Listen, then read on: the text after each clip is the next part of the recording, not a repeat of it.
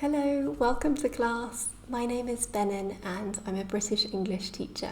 Today I'd like to share a few little tips for you and expressions that you can use when you can't quite think of a word in English and you need a few extra seconds to just think of that word. So a lot of people in this situation tend to translate directly from their mother tongue and say things like, "Ooh, how to say?" This isn't wrong, but it's certainly not the most natural way to deal with these situations in English. So let's have a look at a couple of more natural ways to do this. First of all, if what we want to think of is a word, just for example, one individual word, phrases that we often use are, "Oh, what's the word I'm looking for?" What's the word I'm looking for? So it's like we're asking a question to ourselves, right? What's the word I'm looking for? A similar question we can kind of ask to ourselves out loud is, "Oh, what's the word in English? What's the word in English?"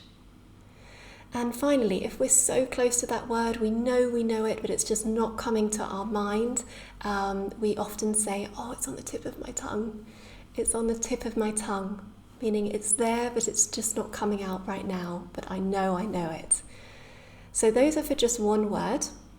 What about if we want to think about how to construct a whole phrase, for example, or how to phrase something?